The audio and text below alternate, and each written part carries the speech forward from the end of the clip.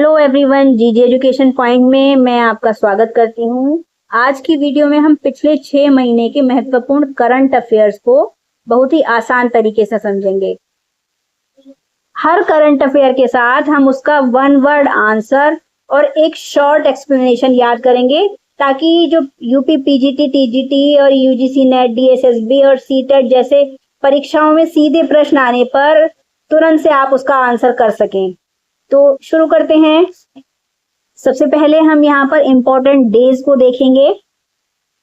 Number 1 पे आता है हमारा इंटरनेशनल योगा डे, जो मनाया जाता है 21 जून को। इसकी थीम थी योगा फॉर हेल्दी एजिंग, जो इसकी 2026 की थीम है, यानी स्वस्थ वृद्धावस्था के लिए योग। याद कैसे रखेंगे इसे? योगा डे 21 जून, योग for healthy ageing. World environment day ये मनाया जाता है 5 जून को। किस लिए होता है ये? एनवायरनमेंट के लिए होता है, या पर्यावरण को संरक्षित करने के लिए मनाया जाता है ये। इसका उद्देश्य पर्यावरण संरक्षण और क्लाइमेट एक्शन के प्रति जागरूकता बढ़ाना होता है। 2026 में इसका मुख्य जोर किस पर था? क्लाइमेट एक्शन पर और पर्यावरण संरक्षण पर रहा। अर्थ डे मनाया जाता है 22 अप्रैल को। 2026 में इसकी ग्लोबल थीम थी आवर पावर आवर प्लेनेट, ये जिसमें रिन्यूएबल एनर्जी और पर्यावरणीय भागीदारी पर जोर दिया गया था। इंटरनेशनल वुमेन्स डे 8 मार्च को मनाया जाता है। 2026 की इसकी थीम थी rights, justice, action for all women and girls. इसका फोकस महिलाओं और बालिकाओं के समान अधिकार, न्याय और कॉन्क्रीट एक्शन पर रहता है। वर्ल्ड वाटर डे 22 मार्च को मनाया जाता है। इसकी जो थीम 2026 की है वो इक्वेलिटी पर आधारित है। इसका मुख्य संदेश है कि सुरक्षित पानी और सैनिटेशन तक समान पहुंच जेंडर इक्वेलिटी से भी ये जुड़ी हुई है। वर्ल्ड हेल्थ डे 7 अप्रैल को मनाया जाता है। 2026 में इसकी थीम है टुगेदर फॉर साइंस, जिसमें हेल्थ इंप्रूवमेंट में साइंस की भूमिका पर जोर दिया गया। वर्ल्ड प्रेस फ्रीडम डे ये 3 मई को मनाया जाता है। इसकी थीम थी 2026 की shaping a future at peace, जो प्रमोट करता है press freedom for human rights, development and security को। इसका उद्देश्य स्वतंत्र और जिम्मेदार जर्नलिज्म की आवश्यकता को रेखांकित करना है। नेशनल टेक्नोलॉजी डे 11 मई को मनाया जाता है। ये रिस्पॉन्सिबल इनोवेशन पर आधारित है और इसकी थीम है responsible innovation for inclusive growth. ये 1998 के पोखरण सेकेंड न्यूक्लियर टेस्ट की याद से भी जुड़ा हुआ है। तो चलिए एक बार रिवाइज करते हैं। इंटरनेशनल योगा डे 21 जून और इसकी थीम थी our earth our health. World environment day South Korea में मनाया गया था 5 जून को। अर्थ डे मनाया गया 22 अप्रैल को, जो अवर पावर अवर प्लेनेट के नाम से इसकी थीम रखी गई थी। इंटरनेशनल वुमेन्स डे 8 मार्च, महिलाओं के सम्मान के लिए ये दिन मनाया जाता है। वर्ल्ड वाटर डे 22 मार्च को मनाया जाता है। जल संरक्षण के प्रति जागरूकता को जगाने के लिए इसको मनाया जाता है। वर्ल्ड हेल्थ डे 7 अप्रैल को मनाया जाता है। स्वस्थ जीवन के लिए जागरूकता के लिए इसकी थीम रखी गई थी। नेक्स्ट आता है वर्ल्ड प्रेस फाउंडेशन डे 3 मई को मनाया जाता है। प्रेस की स्वतंत्रता को ये महत्व देता है। नेशनल टेक्नोलॉजी डे 11 मई को मनाया जाता है। प्रौद्योगिकी के योगदान को ये समर्पित है। अब बताइएगा कि इस दिन को क्यों खास माना जाता है? क्या बताया था अभी मैंने वीडियो में? आंसर करिए कमेंट में। अब देखेंगे इंपॉर्टेंट अपॉइंटमेंट जो हमारे देश में हुए हैं पिछले वर्षों में। उनको आरबीआई के जो नए गवर्नर हैं वो हैं संजय मल्होत्रा, जिन्होंने 11 दिसंबर 2024 को अपना पद संभाला था। और ये कौन से नंबर के गवर्नर हैं? ये 26वें नंबर के आरबीआई के गवर्नर हैं। हमारे चीफ इलेक्शन कमिश्नर कौन है? उनका नाम है ज्ञानेश कुमार। ये भारत के 26वें चीफ इलेक्शन कमिश्नर हैं। इन्होंने 19 फरवरी 2025 को सीईसी का पद संभाला था। देखिए ध्यान रखने वाली बात यह है जो आरबीआई के संजय मल्होत्रा हैं, उन्होंने भी 26वें स्थान पर जो है पद ग्रहण किया। और चीफ इलेक्शन कमिश्नर जो हैं वो भी 26वें नंबर के चीफ इलेक्शन कमिश्नर हैं। कौन है? ज्ञानेश कुमार।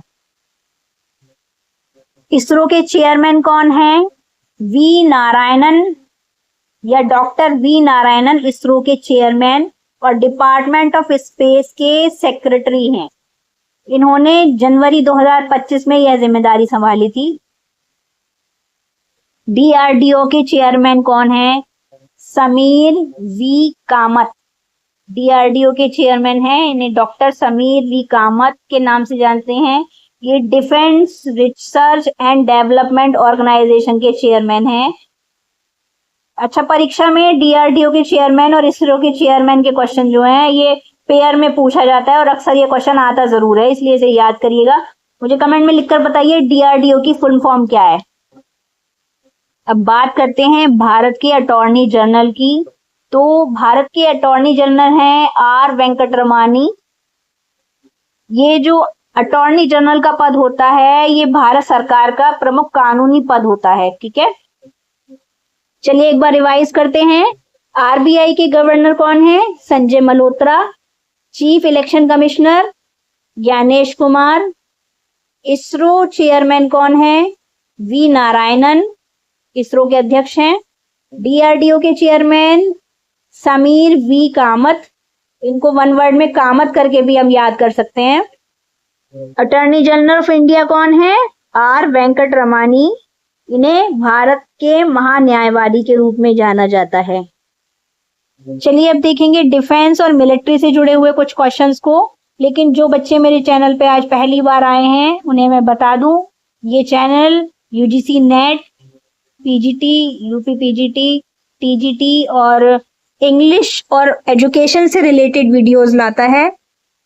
जो कंटेंट होता है वो इंग्लिश और एजुकेशन से रिलेटेड है, जिसमें अब करंट अफेयर्स में हमने ऐड कर दिया है, क्योंकि आगे की जो पीजीटी की कंपटीशन एग्जाम्स की जो परीक्षाएं होंगी उनमें 30 क्वेश्चंस आपके करंट अफेयर्स के भी ऐड किए जाएंगे।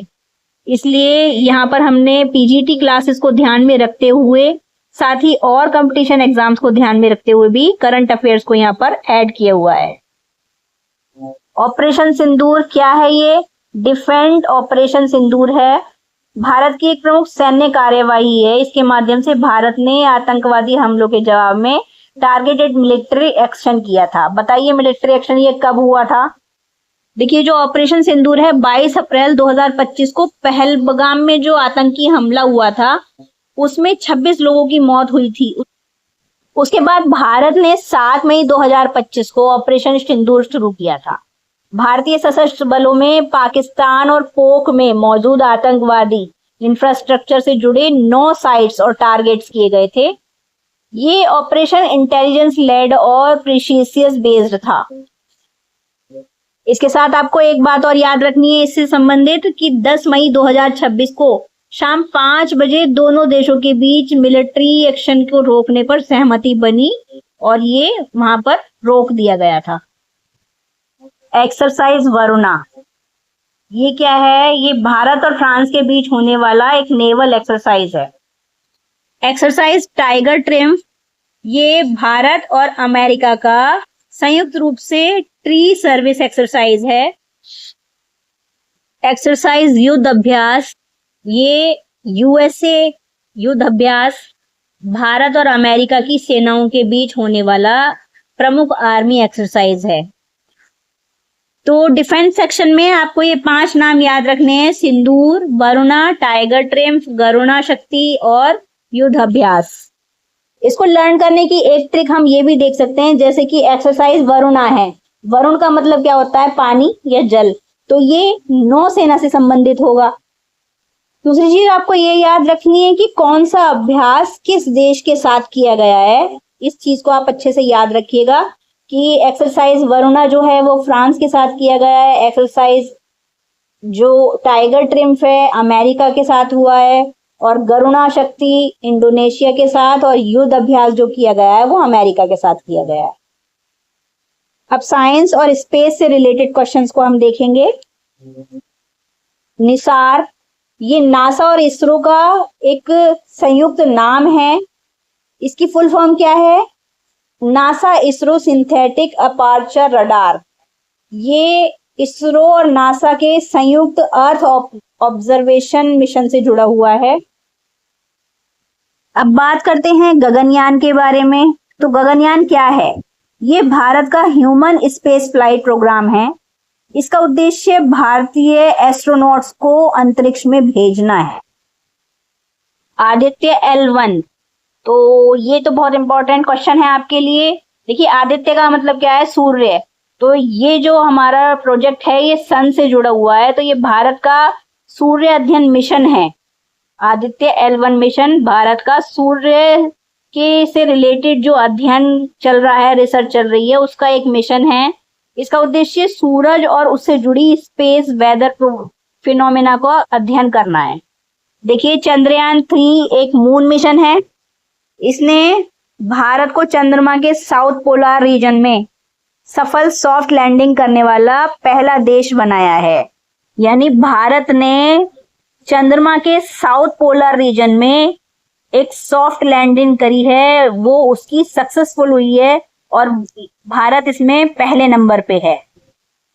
स्पेसएक्स क्या है? ये एक डॉकिंग टेक्नोलॉजी है। स्पेसएक्स का उद्देश्य क्या है कि स्पेसक्राफ्ट डॉकिंग टेक्नोलॉजी को डेमोन्स्ट्रेट करना, और ये क्या करेगा? ये भविष्य में स्पेस स्टेशन और कॉम्प्लेक्स स्पेस मिशन के लिए महत्वपूर्ण टेक्नोलॉजी के रूप में काम करेगा।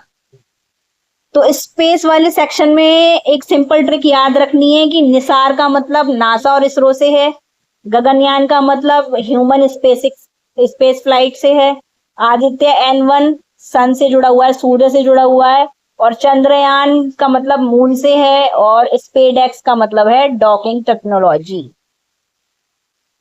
अब आ जाते हैं इंटरनेशनल ऑर्गेनाइजेशंस एंड हेडक्वार्टर्स की तरफ। तो सबसे पहले जानेंगे UN, यानी यूनाइटेड नेशंस का हेडक्वार्टर कहाँ है? ये है न्यूयॉर्क में।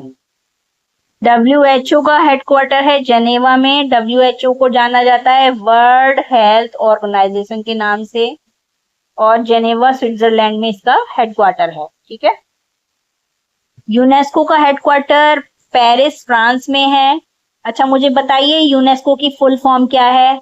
जल्दी से कमेंट में लिखकर बताइए। IMF इंटरनेशनल मॉनेटरी फंड का हेडक्वार्टर कहां पर है? वॉशिंगटन DC में। इंटरनेशनल सोलार अलायंस का हेडक्वार्टर कहां पर है? गुरुग्राम में। और ये गुरुग्राम कहां पर है? ये है हरियाणा में। तो इसकी ट्रिक याद रखनी है आपको। हमने सारे हेडक्वार्टर्स देखे हैं यहाँ पर। UN New York, WHO Geneva, UNESCO Paris और IMF वॉशिंगटन में है। और जो इंटरनेशनल सोलार अलायंस है ये हमारे इंडिया में ही हरियाणा के गुरुग्राम में स्थित है। चलिए अब बात करते हैं गवर्नमेंट स्कीम और इनिशिएटिव्स के बारे में। PM सूर्य घर योजना, ये वन वर्ड में अगर ऐसे कहें तो ये सोलर योजना है। इसका उद्देश्य क्या है कि हाउस होल्ड जो हैं उनको रूफटॉप सोलर अपनाने के लिए प्रोत्साहित करने का उद्देश्य रखा गया है। ये प्रधानमंत्री नरेंद्र मोदी द्वारा स्टार्ट की गई ये योजना है। अब आपको ये बताना है कि ये कौन से वर्ष में स्टार्ट की गई या शुरू की गई। मिशन लाइफ, ये मिशन लाइफ का पूरा विचार जो है लाइफ स्टाइल फॉर एनवायरमेंट है। जो इसका उद्देश्य है लोगों को एनवायरमेंट फ्रेंडली लाइफ स्टाइल अपनाने के लिए प्रेरित करना है। नमामि गंगे, ये गंगा के बचाव के लिए एक प्रोग्राम है, नमामि गंगे प्रोग्राम। इसका उद्देश्य गंगा नदी की सफाई करना और कंजर्वेशन करना है। डिजिटल इंडिया, क्या है डिजिटल इंडिया? देखिए, ये डिजिटलाइजेशन का एक प्रोग्राम है। इसका काम क्या है कि डिजिटल इंडिया का उद्देश्य टेक्नोलॉजी के माध्यम से गवर्नेंस और पब्लिक सर्विस को अधिक एक्सेसिबल बनाना है। यानी क्या है कि पब्लिक सर्विसेज जो होती हैं उसको लोगों की पहुंच तक पहुंचाना है। यानी अब आपको बैंक में खड़े होकर लंबी कतार में काम ना करना पड़े, इसलिए सारा काम जो बैंक का होता है वो आपके मोबाइल से संभव हो पाए, पॉसिबल हो पाए। यही डिजिटल इंडिया का उद्देश्य है कि हर सेक्टर में पब्लिक सेक्टर वाला जो काम है वो पब्लिक स्वयं से कर पाए या अपनी इच्छा से अपने आप से कर पाए, उसको प्रॉब्लम ना हो इस चीज के लिए। अब बात करते हैं पीएम श्री स्कूल्स के बारे में। ये क्या है? तो पीएम श्री स्कूल एक मॉडल है जिसका उद्देश्य सिलेक्टेड स्कूल्स को मॉडर्न, इंक्लूसिव और एनईपी 2020 के अलाइंड मॉडल स्कूल के रूप में विकसित करना है। और ये एनईपी 2020 क्या है? एनईपी 2020 नेशनल एजुकेशन पॉलिसी है। 2020 में इसको लॉन्च किया गया था। भारत की शिक्षा व्यवस्था में व्यापक स्ट्रक्चरल और पेडागोजिकल रिफॉर्म्स का फ्रेमवर्क प्रदान करने के लिए इसको तैयार किया गया था। इसका एक रिवीजन कर लेते हैं। जो गवर्नमेंट स्कीम्स और इनिशिएटिव्स हैं, पीएम सूर्य घर योजना रूफटॉप सोलर योजना के लिए है। मिशन लाइफ पर्यावरण संरक्षण के लिए एक अभियान है। नमामि गंगे गंगा संरक्षण कार्यक्रम है। डिजिटल इंडिया मिशन क्या है? डिजिटल शासन को बढ़ावा देने का एक अभियान है। पीएम श्री योजना क्या है? ये मॉडल सरकारी विद्यालय योजना है जो एनईपी 2020 के आधार पर ये तैयार की गई थी। और एनईपी 2020 क्या है? National education policy 2020। Awards and owners के अंदर हम अंतर्राष्ट्रीय और राष्ट्रीय अवार्ड्स और ओनर्स जो प्राप्त हुए हैं उनके बारे में बात करेंगे। जो पहला अवार्ड है वो ऑस्कर 2026 है। ये सिनेमा के क्षेत्र में दिया जाता है और 98th एकेडमी अवार्ड 15 मार्च 2026 को आयोजित हुआ था। ये बेस्ट पिक्चर का अवार्ड मिला है वन बैटल आफ्टर अनदर को। अब बात करते हैं ग्रैमी अवार्ड्स 2026 की।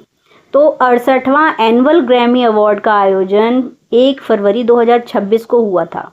ग्रैमी अवार्ड संगीत के क्षेत्र में दिया जाने वाला अंतर्राष्ट्रीय सम्मान होता है। इसके लिए परीक्षा में 3 चीज़ें सबसे ज़्यादा इम्पॉर्टेंट हैं जिनको याद रखना है इसके जो विनर्स हैं वो। तो पहली चीज़ तो ये है कि रिकॉर्ड ऑफ द ईयर का अवार्ड इसमें केंड्रिक लामर और एसजे को उनके सॉन्ग लूथर के लिए मिला। और एल्बम ऑफ द ईयर का अवार्ड मिला बैड बनी को। एल्बम उनकी थी डेबी तिरार मास फोटोज, इसको मिला। ये खास इसलिए है क्योंकि यह पहला नॉन इंग्लिश लैंग्वेज एल्बम था जिसने ग्रैमी का album of the year award को जीता है। और ग्रैमी और सॉन्ग ऑफ द ईयर का अवार्ड किसे मिला? बिली एलिश और फिनीज को वाइल्ड फ्लावर के लिए मिला था। तो अब इसका एक रैपिड रिवीजन कर लेते हैं। जो रिकॉर्ड के लिए अवार्ड मिला वो लूथर को मिला, केंड्रिक लमर और एसजे को, ठीक है। एल्बम के लिए डेबी तरार मास फोटोज को मिला, बैड बनी को मिला। ये सॉन्ग के लिए वाइल्ड फ्लावर को मिला और ये बिली एलिश और फिनीज को मिला। ये तीनों फैक्ट्स आपको करंट अफेयर्स में जरूर याद रखने हैं, ठीक है। बुकर प्राइज इंग्लिश लिटरेचर के लिए दिया जाने वाला इंटरनेशनल लिटरेरी अवार्ड में से एक है। बुकर प्राइज का अभी विनर घोषित नहीं किया गया है। देखो इसकी जो लॉन्ग लिस्ट है वो 28 जुलाई 2026 को घोषित की गई थी जिसमें 13 नॉवेल्स को रखा गया था। अब शॉर्ट लिस्ट जो है इसकी 22 सितंबर 2026 को आएगी और जो विनर की घोषणा होगी वो 9 नवंबर 2026 को की जाएगी।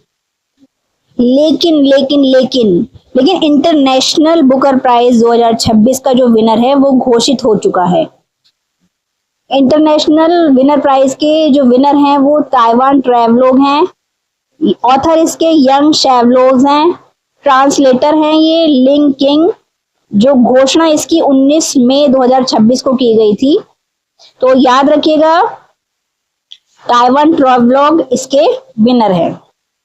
लेकिन इससे पहले अगर कोई एग्जाम दे रहे हैं आप तो ये भी याद रखना है कि बुकर प्राइज जो है वो अभी घोषित नहीं हुआ है। ये इंटरनेशनल बुकर प्राइज की बात हो रही है 2026 के। ज्ञानपीठ पुरस्कार भारतीय साहित्य के सबसे प्रतिष्ठित साहित्यिक सम्मानों में से एक पुरस्कार है ये। इसकी स्थापना 1961 में हुई थी। करंट अफेयर्स के पॉइंट ऑफ व्यू से आपको एक चीज याद रखनी है, 59वां ज्ञानपीठ पुरस्कार जो है वो विनोद कुमार शुक्ला को दिया गया था वर्ष 2024 में। और यह सम्मान प्राप्त करने वाले वो छत्तीसगढ़ के पहले लेखक बने थे। एक महत्वपूर्ण तथ्य और है कि 58वां जो ज्ञानपीठ पुरस्कार है वो संस्कृत के विज्ञान जगतगुरु रामभद्राचार्य को प्रदान किया गया था और गुलजार को भी 58वां ज्ञानपीठ पुरस्कार प्रदान किया गया था। गुलजार जी को ये पुरस्कार उर्दू साहित्य के लिए, जबकि जगतगुरु रामभद्राचार्य जी को संस्कृत साहित्य के लिए प्रदान किया गया था वर्ष 2025 में। राष्ट्रपति द्रौपदी मुर्मू ने 16 मई 2025 को ये 58वां पुरस्कार प्रदान किया था। अब बात करते हैं दादा साहब फाल्के पुरस्कार की। तो ये भारतीय सिनेमा के क्षेत्र में दिया जाने वाला सर्वोच्च प्रतिष्ठित सम्मान है। इसकी शुरुआत 1969 में हुई थी। इसका नाम भारतीय सिनेमा के जनक ढूंढीराज गोविंद फाल्के यानी दादा साहब फाल्के के नाम पर रखा गया था। ये पुरस्कार फिल्म पर्सनैलिटी को दिया जाता है जो भारतीय सिनेमा के विकास और उन्नति में उनके आउटस्टैंडिंग कंट्रीब्यूशन के लिए दिया जाता है। करंट अफेयर्स के लिए एक महत्वपूर्ण नाम याद रखिएगा, मोहनलाल। इन्हें 2023 में दादा साहब फाल्के पुरस्कार के लिए चुना गया था और 71वें नेशनल फिल्म अवार्ड में सम्मानित किया गया। तो परीक्षा के लिए याद रखना है, दादा साहब फाल्के पुरस्कार सिनेमा के लिए दिया जाता है जो 1969 में दिया गया। दादा साहब फाल्के को फादर ऑफ इंडियन सिनेमा के नाम से जाना जाता है। वर्ष 2023 में यह अवार्ड मोहनलाल जी को दिया गया था। अब यहाँ एक क्विक रिवीजन कर लेते हैं। ऑस्कर अवार्ड 2026 हॉलीवुड के लिए प्रमुख फिल्म पुरस्कार है। ग्रैमी अवार्ड अंतर्राष्ट्रीय संगीत पुरस्कार है। बुकर प्राइज अंग्रेजी साहित्य का प्रमुख पुरस्कार है। ज्ञानपीठ अवार्ड भारतीय साहित्य का सर्वोच्च सम्मान है और दादा साहेब फाल्के अवार्ड भारतीय सिनेमा का सर्वोच्च सम्मान है। अब देखेंगे एनवायरनमेंट और कंजर्वेशन से रिलेटेड कुछ क्वेश्चंस को। प्रोजेक्ट चीता, ये भारत में चीते की पॉपुलेशन को पुनर्स्थापित करने के लिए कंजर्वेशन इनिशिएटिव्स है। इसका प्रमुख केंद्र जो है वो मध्य प्रदेश रहा है। प्रोजेक्ट टाइगर, ये भारत में बाघों के संरक्षण के लिए शुरू किया गया प्रोग्राम है। इसकी शुरुआत 1973 में हुई थी। अब बात करते हैं रामसर साइट्स की। रामसर साइट्स वे वेटलैंड्स यानी आर्द्र भूमियां हैं जिन्हें उनके अंतरराष्ट्रीय इकोलॉजिकल इंपॉर्टेंस के कारण संरक्षण के लिए रामसर लिस्ट में शामिल किया जाता है।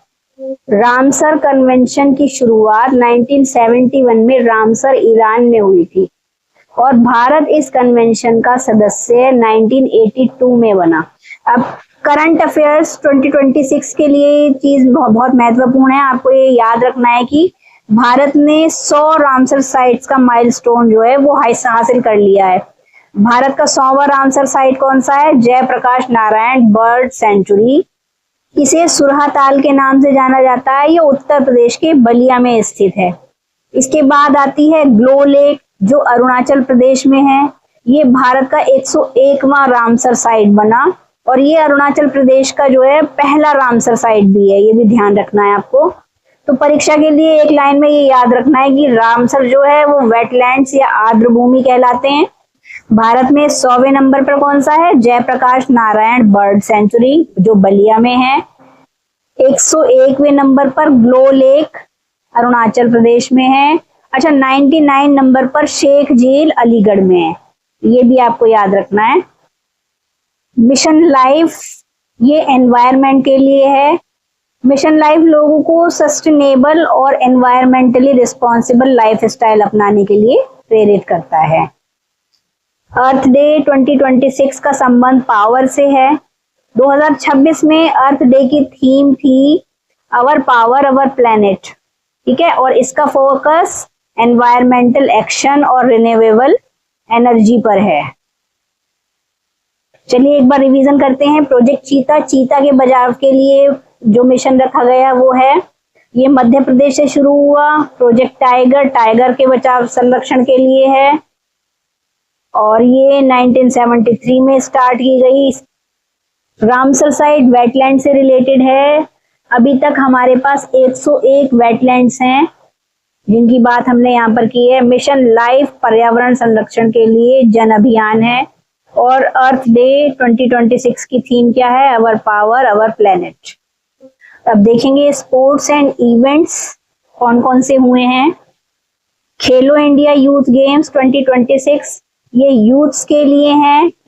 भारत में युवा खिलाड़ियों को कॉम्पिटिटिव स्पोर्ट्स और प्लेटफॉर्म प्रदान करने वाला ये प्रमुख नेशनल स्पोर्टिंग इवेंट है। ठीक है।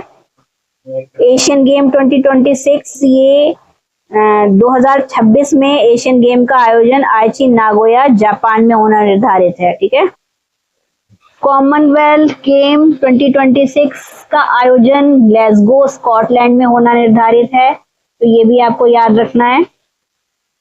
फीफा वर्ल्ड कप 2026 जो है वो नॉर्थ अमेरिका में होने वाला है। इसकी मेजबानी कौन करेगा? यूएसए, कनाडा, मैक्सिको संयुक्त रूप से इसकी मेजबानी करेंगे। तो आज हमने यहाँ पर खेलो इंडिया यूथ गेम्स 2026 की बात की। ये राष्ट्रीय खेल आयोजन है। एशियन गेम्स 2026 आइची नागोया जापान में होने वाला है। कॉमनवेल्थ गेम्स जो हैं वो ग्लासगो स्कॉटलैंड में होंगे। फीफा वर्ल्ड कप की मेजबानी कौन करेगा? यूएसए, कनाडा एंड मैक्सिको मिलकर करेंगे। चलिए अब एक क्वेश्चन का आंसर दीजिए। ध्यानचंद अवार्ड किसके लिए दिया जाता है? वर्ल्ड हैप्पीनेस रिपोर्ट 2026 के बारे में बात करेंगे। तो इसमें शीर्ष पर जो है फर्स्ट नंबर पे जो है वो फिनलैंड को रखा गया है। उसके बाद आइसलैंड, डेनमार्क और कोस्टारिका इसके आगे के क्रम में रहे। ग्लोबल इनोवेशन इंडेक्स क्या है? तो ये इनोवेशन के लिए काम करता है। इसमें क्या होता है कि ये देशों के इनोवेशन, कैपेबिलिटीज और परफॉर्मेंस की तुलना करने के लिए एक प्रमुख ग्लोबल इंडेक्स के रूप में जाना जाता है। सस्टेनेबल डेवलप गोल्स, तो ये संयुक्त राष्ट्र के सस्टेनेबल डेवलप गोल्स यानी एसडीजीज की संख्या कितनी है? 17 है। और ये कब तक के लिए है? ये एजेंडा जो है 2030 तक के लिए एक मुख्य हिस्सा है। अब बात करते हैं कॉप की। तो कॉप का पूरा नाम क्या है? Conference of Paris. ये United Nations Framework Convention on Climate Change यानी यूएनएफसीसीसी के तहत होने वाला एक एनुअल क्लाइमेट कॉन्फ्रेंस है। एनुअल का मतलब क्या है? ये हर साल होता है और ये कॉन्फ्रेंस दुनिया के अलग अलग देशों में क्लाइमेट चेंज को रोकने के लिए, ग्रीन हाउस गैस इमिशंस कम करने के लिए, क्लाइमेट एडेप्टेशन के लिए, क्लाइमेट फाइनेंस और लॉस एंड डैमेज के लिए महत्वपूर्ण मुद्दों पर चर्चा करने के लिए नेगोशिएशन करते हैं। अब क्या है 2026 का सबसे इम्पोर्टेंट फैक्ट ये याद रखना है आपको कि COP31 का आयोजन होगा 9 से 20 नवंबर 2026 तक। ठीक है। और कहां पर होगा ये? अंतालिया, तुर्की में होगा। COP31 के जो प्रेसिडेंट या डेजिग्नेट हैं वो कौन है? मुराद कुरुम। तो एग्जाम में अगर आप पूछा जाए तो COP31 कहाँ होगा? याद रखिएगा अंतालिया, तुर्की। COP31 कब होगा?